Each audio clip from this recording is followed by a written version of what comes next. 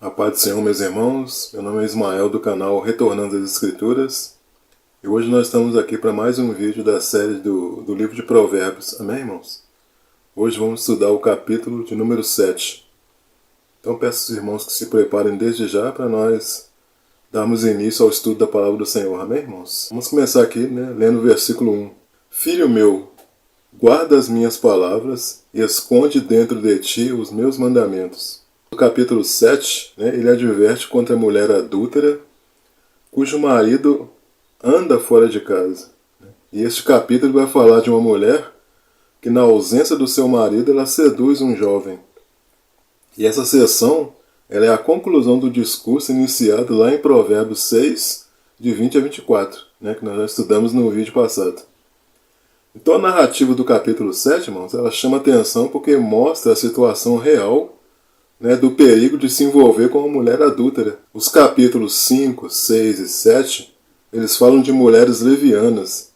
E esses capítulos falam bastante a respeito desse assunto. E dá a entender que na época havia muitas mulheres assim. Então o capítulo 7, mais uma vez, ele adverte contra a imoralidade sexual, cometida em nome do amor, cujo fim é desastroso. Versículo 2. Guarda os meus mandamentos e vive, e a minha lei como a menina dos teus olhos. Então, irmãos, a menina dos teus olhos, é a pupila, é um símbolo de coisa preciosa, ou seja, é algo extremamente precioso que deve ser protegido com todo carinho. Então nós devemos tratar a lei de Deus como se fosse a pupila dos nossos olhos. É isso que o versículo está querendo dizer. Então a gente vai ver mais na frente que o jovem ele vai ocupar seus olhos com uma mulher adúltera. Mas ele deveria estar olhando para a menina dos olhos, ou seja, para a lei de Deus. Versículo 3. Ata-os aos teus dedos, escreve-os na tábua do teu coração. Então, irmãos, aqui está fazendo referência às faixas de oração ou os filactérios. O filactério também ele era amarrado ao dedo médio. E o filactério que ficava no braço esquerdo, ele era enrolado por 7 vezes ao redor do braço e por 7 vezes em torno do dedo médio. Então, é compreender a lei, a própria pessoa. Lá em Deuteronômio 6, versículo 8, diz assim, também as atarás por sinal na tua mão e te serão por frontais entre os teus olhos. Quando o versículo ele diz, ata-os aos teus dedos, por quê? Porque nesse caso as mãos estão sempre visíveis, A lei ela deveria ser guardada em evidência para fácil referência. Versículo 4. Dize a sabedoria, tu és minha irmã, e a prudência chama de tua parenta. Então, irmãos, aqui a sabedoria de Deus, ela deve ser tratada como se fosse nosso parente mais próximo. Veja que tem uma ligação muito grande com a família, que é a base de tudo. Então o autor de Provérbios, a partir desse capítulo, ele começa a personificar a sabedoria. E a gente vai ver isso com mais clareza no capítulo 8. Então a sabedoria ela deve ser considerada mais do que os nossos laços de amor carnal.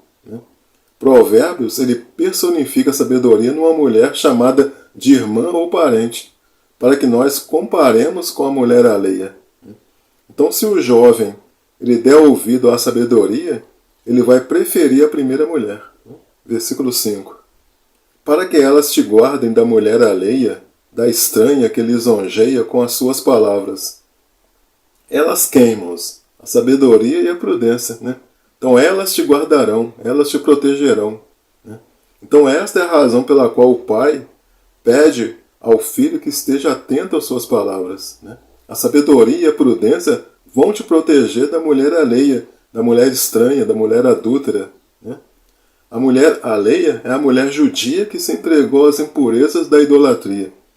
E a mulher estranha é a mulher estrangeira que não adora o Deus de Israel.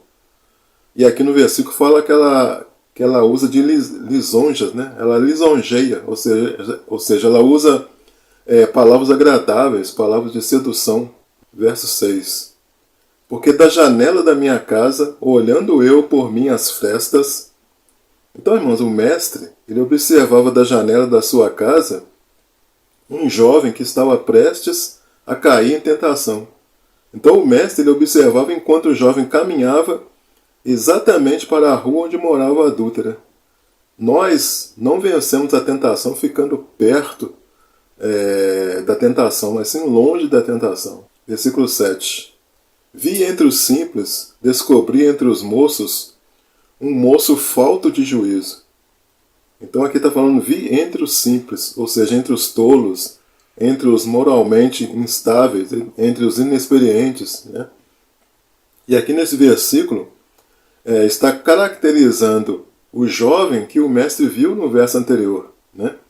Trata-se de um jovem ingênuo, né, com cabeça e coração vazios. Ele está perambulando perto de uma casa de má fama, ainda não tendo o propósito de pecar deliberadamente. Então uma pessoa que não está atenta, irmãos, ela é fácil de ser pega. Né? Então aqui está falando de um moço ou jovem falto de juízo ou de entendimento. Ou seja, alguém que é imaturo quanto à palavra de Deus. Não se trata de um jovem viciado ou de um malandro de rua. Né? Ele ainda não havia se corrompido com o mundo pecaminoso. Ele era simplesmente um jovem ingênuo. Né? Então ele estava ali naquela rua passando muitos moços simples, e a mulher adúltera viu entre aqueles moços um moço falto de juízo. Então ela sabia exatamente o tipo de rapaz que ela estava procurando. Versículo 8. Que passava pela rua junto à sua esquina e seguia o caminho da sua casa. Então aqui, irmãos, aqui não está dizendo que a casa dela ficava na esquina, onde ela encontrou o moço. O versículo está dizendo o seguinte, que era hábito daquela mulher ficar na esquina esperando as pessoas. Então aqui está mostrando o caminho que o jovem estava percorrendo. Né? Ele estava andando por aquela rua, mas ele não sabia o que iria acontecer. Verso 9. No crepúsculo à tarde do dia, na tenebrosa noite e na escuridão. Então aqui mostra que o horário, né, era propício para uma tentação sexual. Né? Era no fim da tarde, quando o sol se punha no horizonte. Ou seja, geralmente à noite, né, onde se pratica boa parte dos frutos da carne. Né? A questão do adultério, da fornicação, da impureza, da lascívia, da feitiçaria, homicídios, bebedices, né, geralmente são praticados à noite. Provavelmente, né, aquele jovem ainda estava apreciando o seu passeio. Verso 10. E eis que uma mulher lhe saiu ao encontro com enfeites de prostituta e astúcia de coração. Então uma mulher lhe saiu ao encontro. Então pode ser tanto a mulher alheia quanto a mulher estranha. Né? Saiu ao encontro do jovem com um pouco de entendimento. Né? Um jovem com um pouco de entendimento. Então, quando fala que enfeites de prostituta, né, eram sinais que elas identificavam para chamar a atenção dos homens. Então, trata-se de uma mulher casada que, durante o início da noite, ela se tornava uma prostituta. Ela não era prostituta, e sim adúltera, né, mas ela se veste de prostituta. E ela tem astúcia, né, o versículo diz aqui que ela usa de astúcia. Ou seja, no hebraico significa guardar, manter em segredo. Então trata-se de uma mulher cheia de segredos, né, ardilosa, ao contrário do jovem que era inexperiente e imaturo. Versículo 11. Estava alvoroçada e irrequieta, não paravam em sua casa os seus pés. Então a mulher casada aqui se transforma, né? Ela passa a ser uma mulher barulhenta e uma mulher sem restrições. Verso 12. Foi para fora, depois pelas ruas, e ia espreitando por todos os cantos. Então, irmãos, é difícil encontrar um lugar, né, onde a mulher alheia não esteja. Né? Então, totalmente transformada, ela percorre as ruas com vestes sugestivas, né, espreitando por todos os cantos. Né? O autor aqui ele usa uma linguagem de caçador. Isto é, alguém que fica de tocaia. O diabo ele também usa da mesma estratégia para conosco, né? Se nós formos lá para 1 de Pedro 5, versículo 8, diz assim, ó, sede sóbrios, vigiai, porque o diabo, vosso adversário, anda em derredor, bramando como leão, buscando a quem possa tragar. Versículo 13. E chegou-se para ele e o beijou, com face impudente, e lhe disse. Então nós vamos ver aqui, irmãos, que dos versículos 13 até o 21 começam as táticas, né? Aqui no verso 13 vem um tratamento de choque, né? Ela o tomou e o beijou para mostrar suas intenções. Então o jovem estava passando perto da casa da mulher e foi atacado. Ou seja, trata-se de verdadeiramente um tratamento de choque, uma vez que não é comum uma cena dessa acontecer na rua, né? Não é comum um jovem estar passando e uma mulher se aproxima e beija. E o versículo fala assim, com face impudente. Ou seja, ela se apresenta com uma cara amigável. Ela mente com arrogância, né? Uma cara corajosa, uma cara ousada, uma cara sem vergonha, né? E além disso, ela é muito atraente, fazendo com que muitos caem na conversa dela. Verso 14. Sacrifícios pacíficos tenho comigo. Hoje paguei os meus votos. Então aqui em seguida, irmãos, ela conta uma história, né? Mostrando que um dia, que é um dia especial, para que a pessoa não pense em recusar, né? Então ela envolve a religião na sua mentira. Então nós sabemos que sacrifícios pacíficos, né, eles eram parcialmente comidos pelos ofertantes, né? Então as ofertas pacíficas elas eram feitas aos milhares lá em Israel, né? E ela estava bem suprida de carne e convidava as pessoas para partilhar o alimento com ela, uma vez que essa carne ela tinha que ser consumida imediatamente após a realização da oferta. Então a mulher alheia, que é a judia, né, ela faz menção de sacrifícios pacíficos. Então a estratégia dessa mulher, irmãos, é convidar o jovem para este banquete onde seria oferecida parte da oferta que ela havia apresentado ao Senhor como sacrifício pacífico. Então esse tipo de oferta ela era oferecida para agradecer por uma misericórdia alcançada. E esse tipo de sacrifício só era aceito por Deus se ocorresse entre marido e mulher. No caso dessa mulher, o sacrifício era totalmente inaceitável. E de acordo com o Levítico capítulo 7, a carne ela tinha que ser consumida no mesmo dia do sacrifício, ou no caso de um voto, no dia seguinte, né? Então aquela mulher, então ela convida o jovem para compartilhar da sua festa de sacrifício. Ou seja, seria um convite especial para aquele jovem, né? Então o culto, irmãos, é uma forma de tentar o jovem, pois tudo já está preparado, né? Pois o marido naquele instante não estava em casa, ou seja, o caminho estava, né, totalmente desimpedido. Verso 15.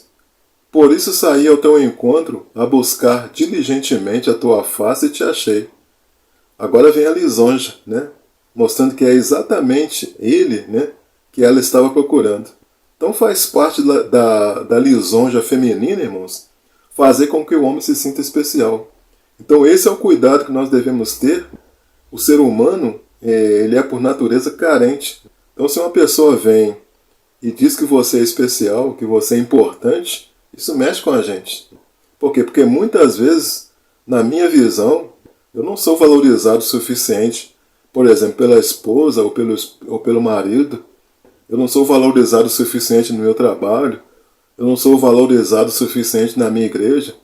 Mas o diabo ele vai colocar alguém no seu caminho, mostrando que você é especial. Verso 16. Já cobri a minha cama com cobertas de tapeçaria, com obras lavradas com linho fino do Egito. Agora vem um apelo sensual, né? Então até o versículo 18 nós vamos ver esse apelo sensual. E ela usou de todos os meios para incitar as paixões e os apetites do jovem.